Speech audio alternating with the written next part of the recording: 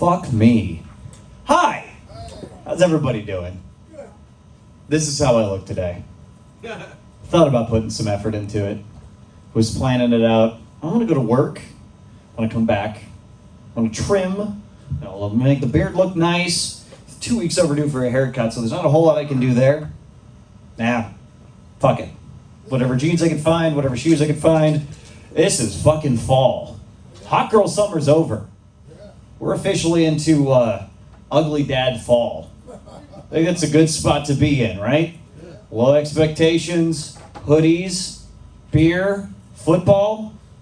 Fucking fall. So glad it's finally here.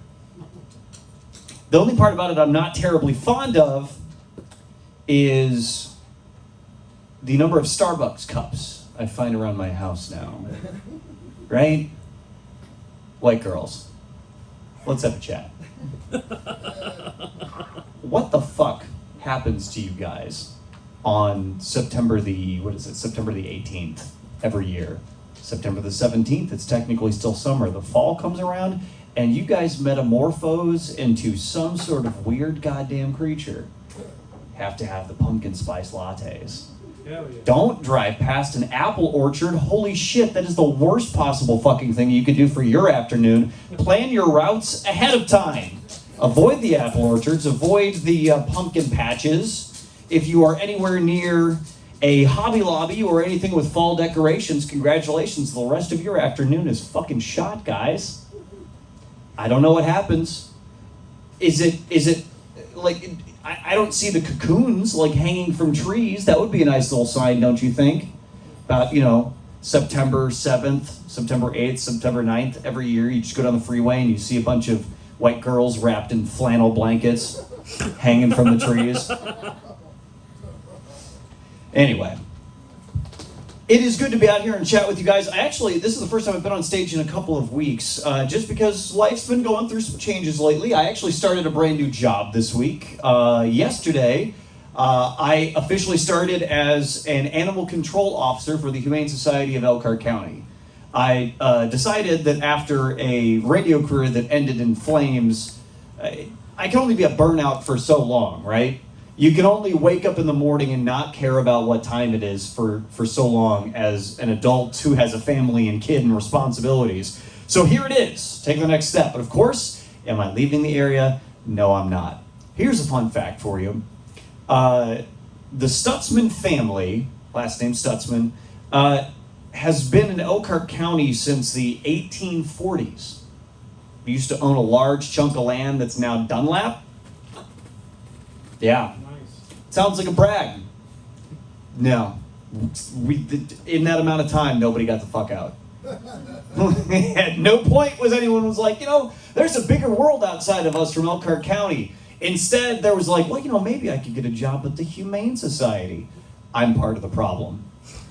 So, 260 years later, here we are, and I'm fucking still stuck in Elkhart with you wonderful people. I made it down to Indianapolis for 4 years, but I found my way back because I burned out my radio career there. I'm slowly beginning to think that I might be the problem.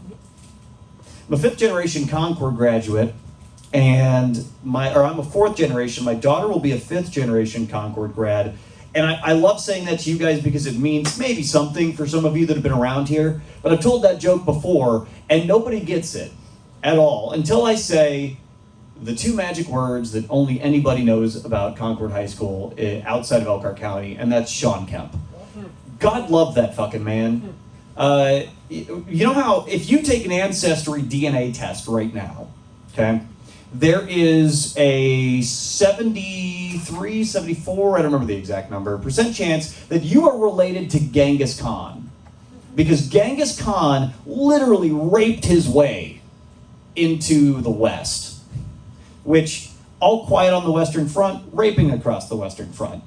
Not quite the same tagline.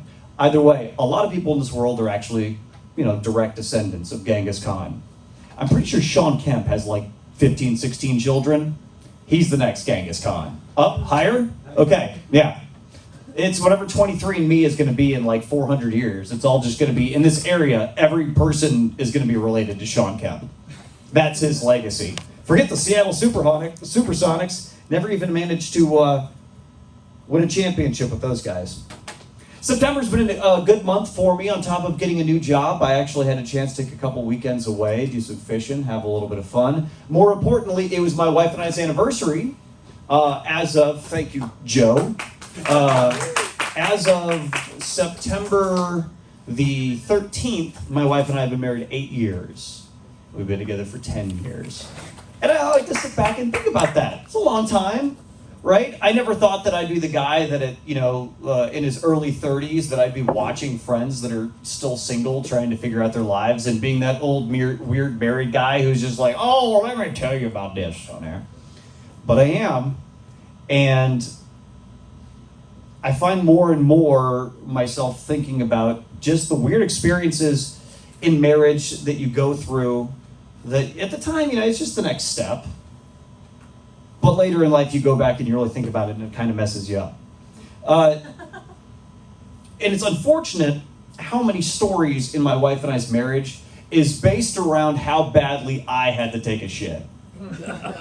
Okay? So our very first date, this would have been in February of 2012. She called me up. I knew she was going to be in town and said, hey, I really want to go out. And I've been chasing after this girl for a while. She was way above my league. I don't know why. She called me, for the record, in case you're wondering, because I can't pole that well. Couldn't then. Definitely can't now. She said she wanted to go to Dairy Queen because they had a 2-for-1 Blizzard special. Aw, that's sweet. Share some ice cream for a first date. Big problem for me. I'm lactose intolerant. All right? At this point, it becomes a math problem because I know. And I would have done whatever she asked me to do. Just happened to be going to the Dairy Queen and getting Blizzards. It becomes a math problem because I know I can eat ice cream and consume dairy, but after that, it's a clock. And at the end of that clock is me shitting my pants. Okay? You have a certain amount of time. For me personally, I have test farts. Okay? I get exactly 3. I get 3 test farts. Okay? The first one really is a good idea of whether or not it's going to be pungent or a problem, okay? The second one is just kind of a release of pressure. And then that third one, if I get to that third one, there is no fourth one. Number 4 is crime scene, okay? So we go to Dairy Queen, have our Dairy Queen, and it was delicious. It was fantastic. It was a great first date. I really thought I made a connection with this person. And me being as sly as I am was like, you know what, there's a bar right down the road from my house called Indigo. We should go there, we could have a drink, and hang out for a little bit longer. In my own head, what I'm saying is, I don't want this date to end, I have to take a shit, it's not gonna happen here. So let me take you somewhere where maybe you can be distracted for a little bit. Make it out to Indigo on the far side of town, and I have passed number 3 already. There is no number 4. I get to the bar, bar's closed. Not like for the day, permanently. There's nobody inside. This isn't a knock on the door, have an emergency situation. So now I have to look at this girl who I have been chasing after for a while, and it immediately goes from funny, happy date to crisis situation, where you're like, all right, look, here's what's gonna happen right now. We have 2 options. 1, you could sit in this car while I go to the gas station across the street and shit myself to death. 2, we can go to my parents' house. Right down the road, I'll put a movie on or something for you in my room, I just really have to use the bathroom. Option 2, good. Nothing like taking a girl home on your first date so you can take a shit. Pretty sure that's not in the first date handbook. We get to the house, take her up to my room, put on a movie. Remember, it was 2011. So she had never seen the movie 40-Year-Old Virgin. Perfect! First date movie, 40-Year-Old Virgin. So I put the movie on for her, and I ran to the bathroom and proceeded to have the absolute loudest bowel movement of my life. Stripping paint, scaring neighbors, cats were howling. It was bad times. What's even worse is that the only thing between me and my wife in that moment was the paper-thin wall. My bedroom was right next to the bathroom. After I let loose the first hounds of hell, I realized that now was probably the time to create some sort of distracting noise or something. So my solution, turn on the shower. Always great when you're trying to hide the sound of shit, right? Just reach over, crank that shower up. Except it's first date. She's never been in my house before, and now she's watching 40-year-old version, and the shower is running, and she could still hear me taking a shit. I don't have an end to that one, except for, hey, look at that. Isn't that funny? So if ever you want to test someone on your first date, have uncontrollable diarrhea. See how they feel about it. That might be some form of litmus test for it. The other story was the day that she graduated college. Her parents came down to Indianapolis with us and took us out to Fogo de Chao. Does anybody know what Fogo de Chao is? Yes. There we go. Brazilian steakhouse, all you can eat meat. They bring you out chunks of meat and cut it up right in front of you. Of course I'm going to make bad decisions.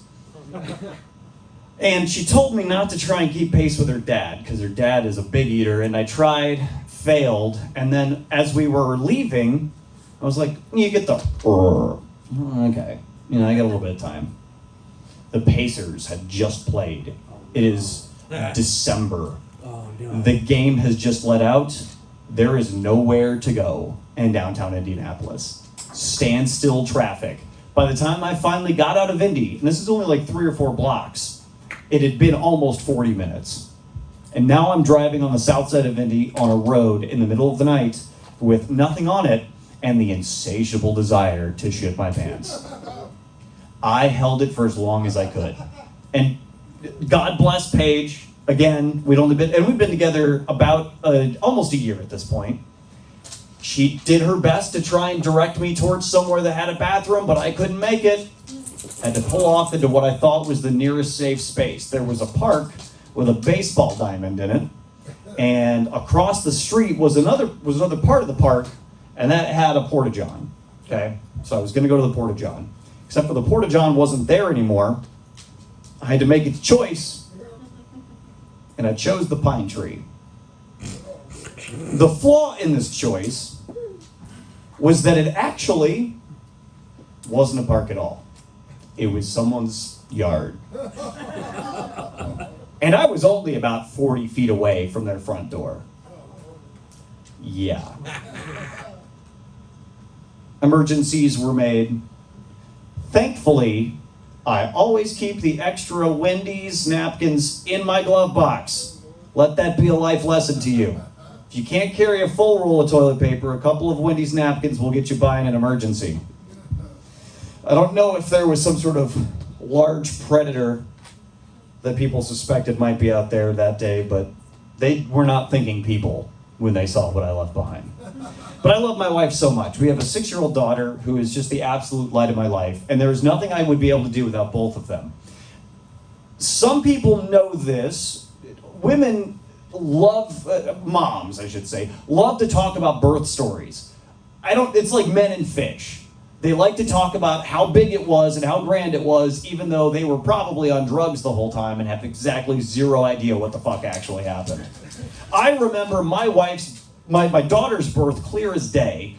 My wife had to have 2 epidurals. It was a 24-hour labor, followed by a C-section, and I saw some shit that I was not prepared for. Specifically, actual shit coming out of my wife's It was not hers. I mean, I would hope you'd figure that out on your own. It was my daughter's. So occasionally, when kids have been inside for a long time and the wife's been having labor, they'll just go to the bathroom, right? You gotta go. And I happened at that moment, because the doctor said, oh, do you want to take a look and see if you could see the baby's head? Peeked down just in time to watch the Hoover Dam break loose and the nurse get absolutely splattered. Now imagine seeing that, and 10 years later, and 6 years later, still like, I got no problem pulling up to that buffet. You know what I mean? I got no problems. There's a brief moment every time where it's like, all right, I know what she wants. I gotta just work past this mentally real quick. And then you go for it. And that's love. Well, that's marriage. watching shit come out of your wife's vagina and then just going to town on that thing. Fucking, that's life. One of God's little tricks, too, because you'd think at some point they would have come up with something that would have, made the male brain not want to go down there again. Charlie, how am I doing on time? What's it say?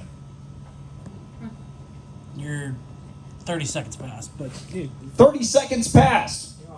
Okay, I'll give you one good joke to leave on. How's that sound? I'm not in charge of the time. Do you want the Abraham Lincoln, which is my favorite joke? You know what? Fuck it. We're going to do the Abraham Lincoln because I can't seem to find the other one. You got over a minute. Ed's got the right time. Abraham Lincoln. Okay. So my wife and I are trying to spice up our sex life. Forget all that other shit. Because this is not chronological at all. My wife and I are trying to spice up our sex life. And one of the things that she suggested was that maybe we could do a little bit of costume and role play. And so I decided, you know what? If you're going to do it, you do it right. And I chose my guy. And I was all ready for it. I grew out my pubes, came up with a new character, and went for it. The character is Abraham Lincoln. And here's how it works. Step 1, strategically shaving your pubes. Now, you got to give at least enough length for a beard. That's kind of subjective depending on who the person is. Ladies, it might be slightly easier. Men, you're going to have to do some work because there's that thing in the middle. But you want it to come out at the bottom, and you want it to come to a point, like Abraham Lincoln's beard. And then right up here on the mons pubis, you shave yourself a nice little top hat, right? It's pretty easy. And there you go. And if you can put on tails and a top hat yourself, that's even better. But if not, you just start going down on your wife. Go down on your wife for a little bit, and then you stand up and you absolutely rail the shit out of her while rehearsing the Gettysburg Address. It's pretty simple. 7 years ago, our forefathers brought forth on this continent a new nation, dedicated to the concept that all men are created equal. Okay? That's dumb, right? Bonus points if you can make her come hard enough that she screams for your dead son Willie. That's a nice, accurate little historical reference for you. And then, when it's that time of the month, you pull the move out again, and this time we call it A Night at Ford's Theater. Thanks, guys. I really appreciate you. That's it. Thank you very much, and thanks for sitting back and listening.